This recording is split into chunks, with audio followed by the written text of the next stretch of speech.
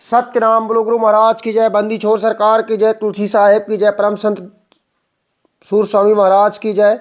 मथुरा दास साहेब की जय। दर्शन दास महाराज की जय। फूलदास महाराज की जय। सत्यनाम बोलो गुरु महाराज की जय। प्रिय बंधुओं, आज हम आपके लिए विषय लेकर आए हैं सर दर्द। भौतिकवाद की दुनिया में, तेज रफ्तार से दौड़ती दुनिया में सबसे ज़्यादा आजकल समस्या हो गई है आम सर दर्द की।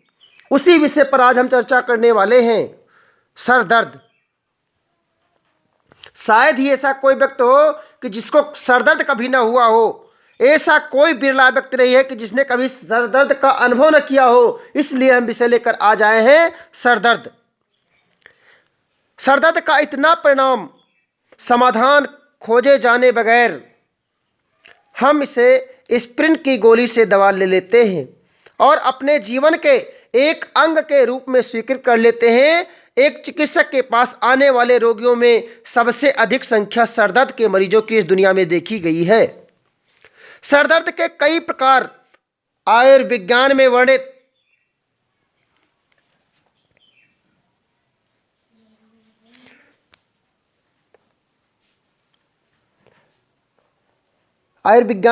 हैं। यो प्रत्येक प्रकार में दर्द का मूल स्थान भिन्न होता है। सामान्य मान्यताओं के विपरीत मस्तिष्क स्वयं तो संज्ञा शून्य होता है, मगर खोपड़ी के भीतर तथा बाहरी बहुत पीड़ा उत्पन्न और होती है। संवेदी संरचनाएं जो होती है नामानुसार वह है मस्तिष्क की धमनियां तथा शिरानाल, मस्तिष्क की बाह्य झिल्ली तथा सिर की त्वचा के नीचे की मांसपेशियां। ये सरदर्द होता क्यों है? इसका लक्षण क्या है? सरदर्द क्यों हो जाता है? बार बार लोग कहते हैं सरदर्द हो रहा है, सरदर्द के मारे मरा जा रहा हूं। लेकिन सरदर्द का लक्षण क्या है? मैं आज आपको बताना चाहता हूं कि लंबे समय तक बार बार होने वाले या बहुत तीव्र सरदर्द या दर्द के साथ अंग दौर्बल्य, झटके अथवा बेहोशी आने पर मरीज का संपूर्ण मेडिकल चेकअप तथा इलाज का योग चिकित्सक के निर्देशन में होना चाहिए, क्योंकि कई गंभीर बीमारियां जैसे ब्रेन ट्यूमर तथा मस्तिष्क ज्वर इत्यादि मात्र सरदर्द के रूप में शुरू होते हैं। रक्त नलिकाओं से उठने वाले दर्द, इस प्रकार की विशेष पहचान दर्द का प्रत्येक धड़कन के साथ बढ़ना और घटना है, जैसे कि लौकना भी कहते हैं। इस प्रकार का दर्द स्थानीय जैव स्थानिक स्नायुविक प्रक्रिया या रक्त दबाव के कारण रक्त नलिकाओं के फैल जाने से या उनकी भित्तियों में अवस्थित पीड़ा संबंधी तंतुओं पर खिंचाव पड़ने से होता है। सिर पर चोट लगने से सिर में चोट लगने के कारण या मिर्गी के दौरे के बाद, ऊंचे पहाड़ों के स्थानों पर अथवा मदिरा के सेवन के बाद जो सरदर्द होता है उसी प्रकार की प्रक्रिया के फलस्वरूप होता है, जो मुख्यतः अंतः कपालिक संवहनियों में होती है। आधा सीसी या माइग्रेन तथा उच्च रक्तचाप में होने वाले सरदर्द का संबंध मुख्यतः बाह्य कपालिक रक्त नलिकाओं के फैलने से हो जाता है। और एक सरदर्द होता है पेशीय अति संकुचन या सरदर्द के कारण में सबसे प्रथम भूमिका में आता है कि ये नलियां सूखने लगती हैं, सिकुड़ने लगती हैं। सिर या ग्रीवा के पृष्ठ मांसपेशियां मानसिक या भावनात्मक तनाव में स्नाविक प्रतिफल स्वरूप अति संकुचित हो जाती हैं और खिंचावपूर्ण या दबाव एवं पूर्ण पीड़ा का अनुभव उत्पन्न करने लगती हैं। तीव्रता के अनुरूप लंबे समय तक निरंतर कड़ेपन की अनुभूति से लेकर काफी तीव्र पीड़ा तक अनुभव हो सकता है। ये सिर दर्द दोनों एक ओर से एक समान होता है। सिर एवं गर्दन की कड़ी मांसपेशियों को दबाने पर कई स्थानों पर संवेदनशील पीड़ा बिंदु महसूस किए जा सकते हैं। लगातार सिर झुकाकर कार्य करना, चिंता, परेशानी अक्सर इनके शुरुआती कारण होते हैं। और एक होता है संप्रेषित सरदर्द। उसे कहते हैं संप्रेषित सरदर्द उसे कहते हैं कि जब आंखों से या नासिका से दर्द संप्रेषित होकर के सिर में महसूस होता है। आंखों के दृष्टि दोष के द्वारा या ग्लूकोमा, नासिकाओं में सर्दी, जुकाम, अति संवेदनशीलता या साइनोसाइटिस जैसे रोग इत्यादि सभी से प्रेषित स्नायुविक स्पंदन प्रतिवर्ती तौर पर सरदर्द उत्पन्न कर देते हैं। एक होता है आधिज तनावजन्य सरदर्द। पूर्व कथनानुसार मानसिक अथवा भावनात्मक तनाव से होने वाले सरदर्द को यह संज्ञा दी जाती है। इसमें सिर का ऊपरी भारीपन सा, चारों ओर एक कड़े पट्टे की भांति कसाव महसूस होता है। माइग्रेन में मूल में यही तनाव रहता है, क्योंकि उसे चिकित्सा विज्ञान में एक अलग प्रकार का रोग माना गया है। अब आज हम आपको सर दर्द में माइग्रेन से संबंधित बीमारी के बारे में बताने वाले हैं कि इस समय माइग्रेन में समय समय पर उठने वाले अत्यंत तीव्र सर दर्द की विशेषता यह है कि दर्द आधे सिर में ही होता है। दर्द आधे सिर में होता है तथा अक्सर उसके साथ उल्टियां तथा दृष्टि वैषम्य संबंध रहते हैं। ये रोग पुरुषों की अपेक्षा स्त्रियों में अधिक होता है। ये स्त्रियों को सरदर्द, आधा सीसी का सरदर्द जिसको कहते हैं, ये ज़्यादा स्त्रियों को होता है। ऐसा समझा जाता है कि माइग्रेन का दर्द स्वचालित व ऑटोमेटिक तंत्रिकाओं के द्वारा असंतुलन के कारण या बाह्य कपालिक रक्त नलिकाओं के फैलने से होता है। ये तंत्रिकाएं नलिका आकुंचन बनाए रखकर सिर के रक्त प्रवाह को नियंत्रित करती हैं। नलिकाओं के फैलने से उनकी भित्ति स्थित पीड़ा संवेदी तंतु उत्तेजित होकर दर्द उत्पन्न करते हैं।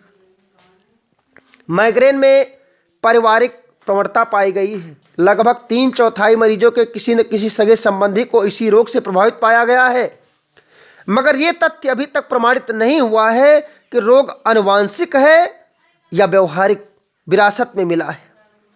सामान्यतः लगभग सभी प्रकार के उम्र में शुरू होकर के मध्यम के उत्तरार्ध तक माइग्रेन का दर्द समय समय पर उठता रहता है। दर्द के दौर में कुछ दिनों से लेकर के कुछ महीनों तक के अंतराल से उठते रहते हैं। अक्सर इनका संबंध दुनिया, दबाव से अपूरित महत्वाकांक्षाओं या अनव्यक्त लैंगिक सभ्यताओं से रहता है, लैंगिक समस्याओं से रहता है। वो चिड़चिड़ापन, खींच उत्पन्न करते हैं। आश्चर्यजनक रूप से कई बार दर्द तनाव रहित अवस्था में उठता है। जब तनावपूर्ण स्थिति लगभग समाप्त गोचर होती है तो विभिन्न व्यक्तियों में माइग्रेन के लक्षण विविध रूप धारण कर सामने आ जाते हैं। पर माइग्रेन का पहला लक्षण जो है वो सामान्यतः श्वेत व रंग बिरंगे प्रकाश का झिलमिला व प्रकाश बिंदुओं के तीव्र कौंध, आड़ी तिरछी रेखाएं, अन्य दृष्टि वैषम्यों के साथ होता है।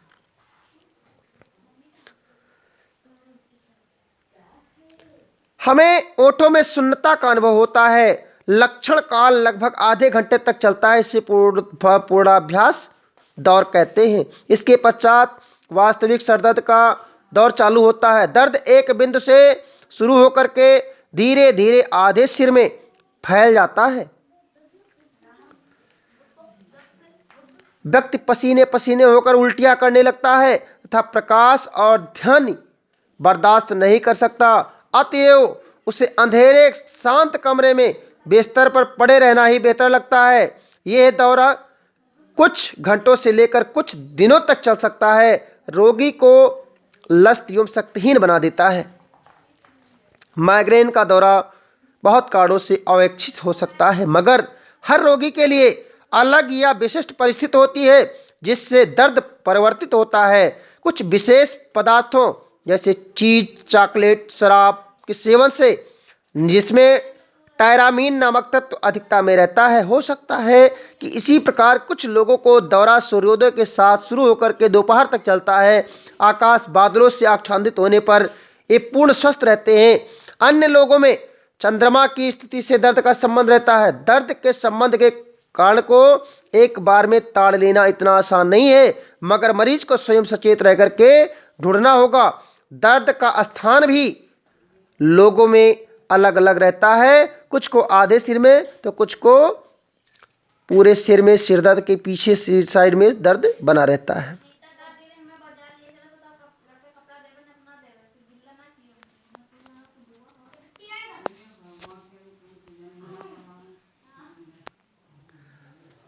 और एक होता है तनावजन्य सरदर्द। माइग्रेन तथा तनावजन्य सरदर्द दोनों ही मानसिक भावनात्मक तनाव से संबंधित हैं।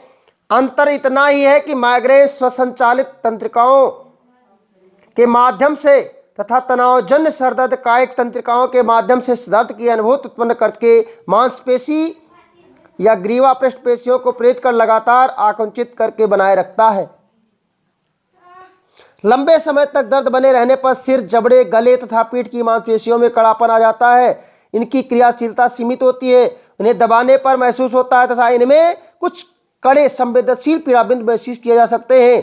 दर्द अक्सर तनावपूर्ण स्थितियों से गुजरने के बाद या उसके दौरान ही उठता है। इसके अलावा आंखों पर जोर डालने पर या दृष्टि दोष होने पर भी नाक, कान, दांत या साइनस इन्फेक्शन के कारण प्रतिवर्ती रूप से सिर एवं कनपट्टी की मांसपेशियों में संकुचित पीड़ा अनुभव होती है। इसी प्रकार सर्वाइकल स्पॉन्डिलाइटिस या डिस्क हॉर्स में होने पर वाला सरदर्द भी पेशीय अतिसंकुचन द्वारा ही उत्पन्न होता है। माइग्रेन एवं तनाव द्वारा सरदर्द एक व्यक्ति में एक साथ हो सकते हैं। कब्ज या मासिक धर्म की अनियमितताओं में सरदर्द होना काफ़ी आम बात है।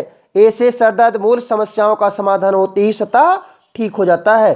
सरदर्द की आधुनिक चिकित्सा लोग क्या करते हैं, तो उसमें विभिन्न प्रकार के दर्द का उपचार उनके मूल कारणों पर निर्भर होता है। प्राथमिक व्याधि जैसे आँखों की तकलीफ, जुकाम, बुखार इलाज होते ही उनका द्वारा उत्पन्न वाला सरदर्द अपने आप ही ठीक हो जाता है। पूर्व वर्णित अन्य गंभीर बीमारियों का इलाज भी उनके अनुरूप ही होना चाहिए, जिससे उनका विवरण यहाँ संभव नहीं है। माइग्रेन तथा तनावजन्य सरदर्द को व्यक्ति आम परेशानियां हैं, उनके लिए लाक्षणिक या दर्द निवारक औषधियों का सेवन ही एकमात्र उपाय बचता है। इनका मूल कारण एवं निदान आधुनिक चिकित्सा प्रणाली नहीं खोज पाई है। दर्द की अवस्था में औषधियों के सेवन से प्रभावकारी को राहत मिल जाती है, मगर ये प्रभाव अल्पकालिक तथा अस्थायी होता है। पेशीय तनाव उत्पन्न होने वाले दर्द एस्पिरिन, प्रशांतक, मालिश से एवं मनः चिकित्सा से प्रभावित होते हैं। माइग्रेन या प्रकारांतरों के उपरांत में आर्गाट, क्षारेत्र या परिष्कृत औषधियाँ प्रदिष्ट की जाती हैं। इनमें लाभान्वित होने के लिए दौरे का पूर्वाभ्यास कर लेना चाहिए।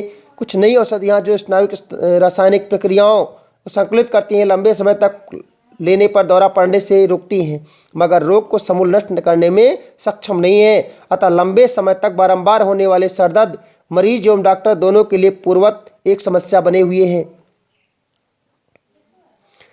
इन समस्याओं में योग का क्या महत्वपूर्ण योगदान है। इन समस्याओं के निदान में मेडिकल साइंस की जो कमियां रह जाती हैं, उसको यौगिक अभ्यास के द्वारा दूर करके इलाज की पद्धति को संपूर्णता प्रदान किया जाता है।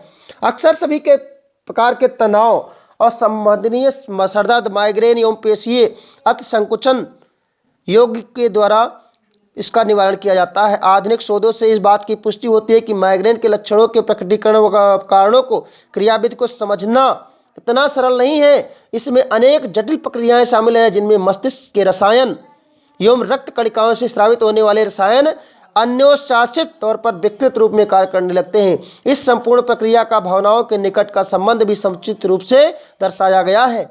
सामान्य निरीक्षण से, आधुनिक शोध पत्रों से, लक्षणों की विशिष्टता से तथा आधुनिक चिकित्सा की सफलता से ये स्पष्ट साबित होती है कि इस मनोकायिक रोग की समुचित चिकित्सा एवं अन्य स्तर से करने की आवश्यकता है, जो शारीरिक, मानसिक, भावनात्मक, प्राणिक एवं सूक्ष्म स्तरों तक इस विकृति को प्रभावित कर रोगों को समूल नष्ट कर सके। इस परिप्रेक्ष्य में योग चिकित्सा ने सभी स्तरों को प्रभावित करने का एक सशक्त विकल्प बनकर के हमारे सामने आती है। योग की प्रक्रियाओं में मस्तिष्क में सेरोटोनिन, मेलाटोनिन इत्यादि रसायनों के श्रवण चक्र को, उनकी मात्रा को एवं उनके अनुपात को पुनर्व्यवस्थित करती है।